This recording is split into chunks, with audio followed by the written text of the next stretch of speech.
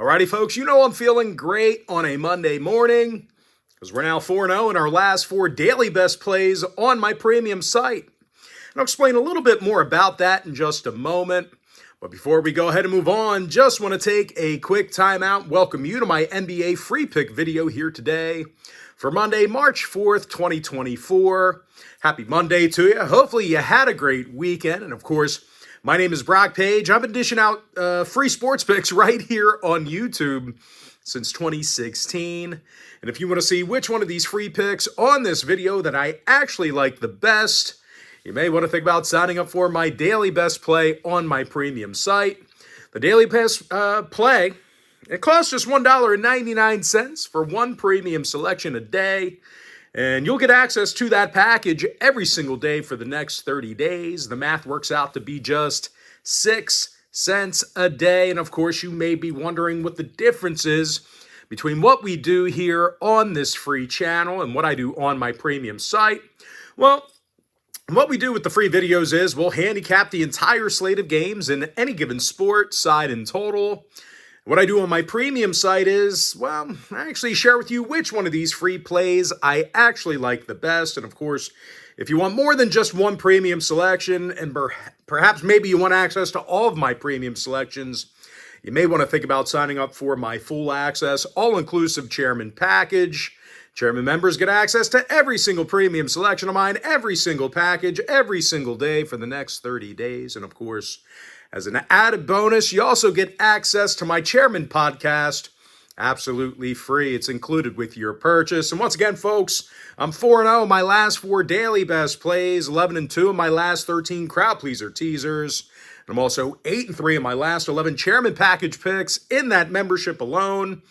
We've got plays going off in all of those packages here today, and they are all included with your purchase of the Chairman membership. Once again, that site is patreon.com/BrockPage. And with that, we're going to dive into some free content. Let's go ahead and take a look at the Grizzlies at the net, 7:30 Eastern start time.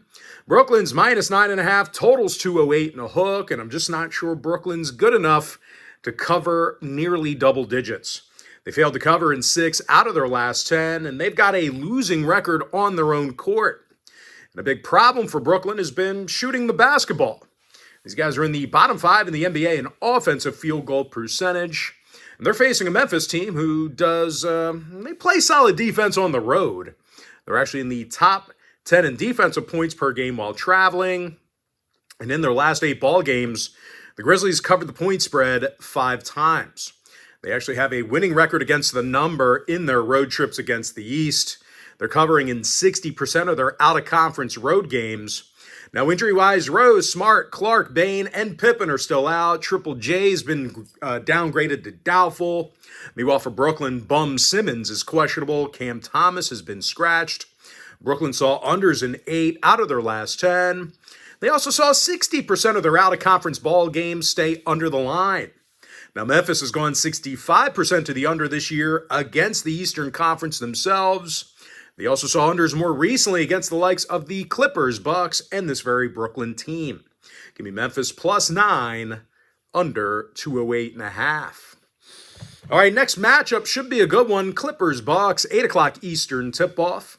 Milwaukee's minus 6 at home, totals 227. And speaking of that total, the Bucks are 8-2 to the over in their out-of-conference home games this year, good for 80% in that particular category.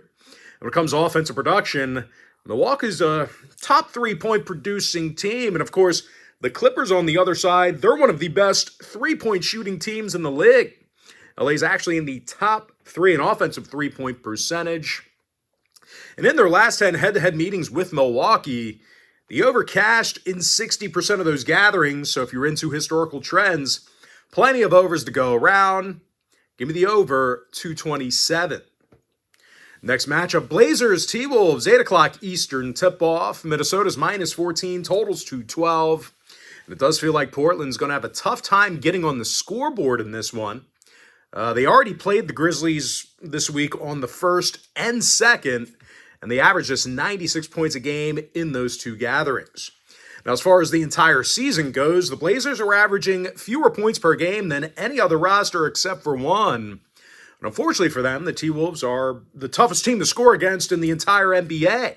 These guys give up fewer points per contest than any other team in the league. Rudy Gobert, he's got the most blocks on the roster, second in the entire NBA in rebounding. And of course, Anthony Edwards, he's the club leader in steals. Now, injury-wise, Jalen Clark still out for the T-Wolves. Brogdon, Sharp, and Henderson inactive for Portland. Also, Grant, Ayton, and Thibault, they are questionable to suit up.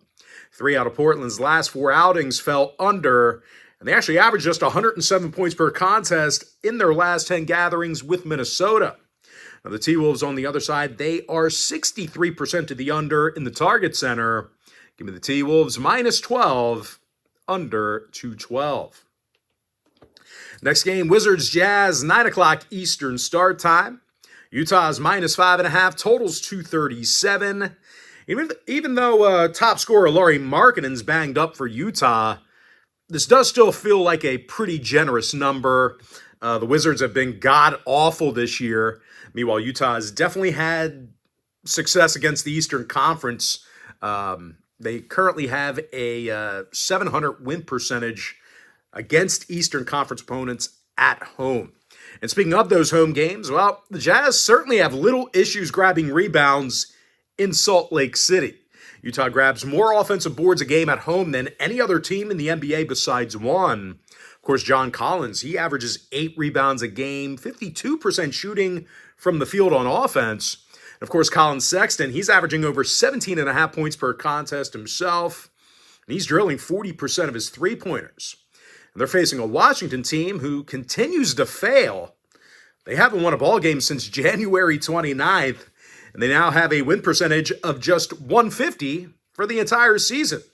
They're officially 42 games below 500, and I think this is it's pretty safe to say this is the clear-cut worst defensive team in the game.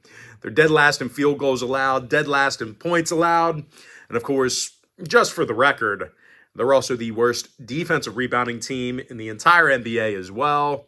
Now, injury-wise, Bilal Coulibaly's questionable for Washington. Porter, Markkanen, and Kessler scratched for Utah. The Jazz saw overs recently against the likes of Miami, Golden State, and the Lakers. Meanwhile, Washington saw overs in 5 out of their last 7 themselves. Give me the Jazz minus 5.5, over 237.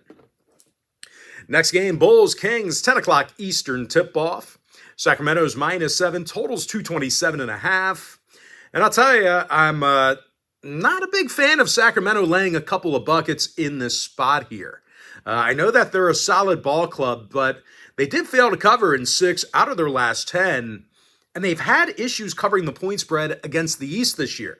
The Kings are currently covering in just 36% of their out-of-conference home games, and a lot of that is due to some poor defensive effort. They're actually letting their opponents make nearly 41% of their three-pointers against them in the Golden One Center. They're dead last in that particular category. I think that arena might want to get like maybe some white shirts or white posters or do something to distract the other team from just shooting lights out. Their opponents are seeing the basket very well in the Golden One Center. And it should come as no surprise here. The Kings are in the bottom 5 in points allowed per game in their own building. Of course, they're taking on a Chicago team who isn't, they're not great themselves, very lackluster, but they have done a decent job at covering the number lately. And when it comes to wagering, well, that's all that matters. The Bulls covered in 6 out of their last 10, and they do have a winning record against the point spread against the West. And even though there's not a whole lot these guys do well, I've made that clear, this is not a great team. Well, the Bulls do at times play some pretty chippy physical defense. They're actually in the top 10 in the NBA in field goals allowed per contest. Now, injury-wise, Alex Caruso's questionable for the Bulls with a hammy. De'Aaron Fox day-to-day for Sacramento. The Kings are 9-2 to the over against out-of-conference opponents at home. They also saw overs in 7 out of their last 10 over the past handful of weeks. Now, Chicago went 60% to the over in their last 10 themselves. Give me the Bulls plus 7, over 227.5. And with that, folks, we're going to jump into our next and final breakdown for the video. Going to be in that Thunder-Lakers game, 10:30 Eastern Star Time. The Lakers are -1, totals 239, and even though the Lakers are slightly favored in this one, I do have concerns about them defensively here today. They've had all kinds of problems guarding outside the perimeter this year. They're actually allowing nearly 15 made three-pointers a game. They're currently in the bottom 3 in the league in that particular category.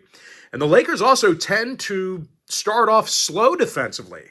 They're actually giving up more first-quarter points than any other roster in the NBA except for one. And unfortunately for them, OKC loves to run the floor. They have the second highest field goal percentage in the entire league. They're also shooting a league-best 40% from three-land. Wiggins, Williams, Waters, Joe, Wallace, the other Williams, Holmgren, and Lou Dort, they are all shooting 40% or above from beyond the arc. And of course, the big man, Shai Gilgeous-Alexander, he's leading the roster with 31 points a game. Now, injury-wise, LeBron James is questionable for the Lakers with an ankle. Keep an eye on him. Also, Wood, Vanderbilt, Vincent, and now Colin Castleton are all inactive for the Lakers as well. Now, total-wise, 5 out of LA's last 9 did get over the line. Talking about overs against the likes of the Nuggets, Wizards, and Spurs. Meanwhile, OKC's gone 60% to the over in all of their road games this year. Give me OKC +1 over 239. And with that, folks, we're going to jump into our quick pick recap. Give me the Grizzlies +9, under 208.5. I like the over 227 in the Clippers-Bucks game. I'm 4-0. My last 4 daily best plays on my premium site. The link is in my bio. Minnesota -14, under 212. Jazz -5.5, over 237. Bulls +7, over 227.5. And give me OKC +1 over 239.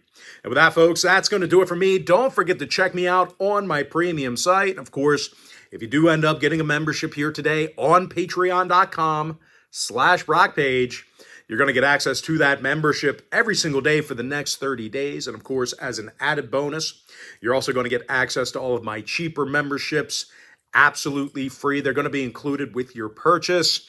That's why I always tell folks that Chairman membership, it's a full access, all-inclusive package. It gives you access to every single premium selection of mine, every single package, every single day for the next 30 days.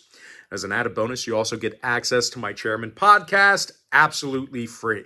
It's included with your purchase. But that aside, most importantly, guys, I got to thank you for joining me right here on the free video. Really hope you enjoyed all this great free content, all this great free information. And with that said, folks, happy Monday to you. Best of luck to you.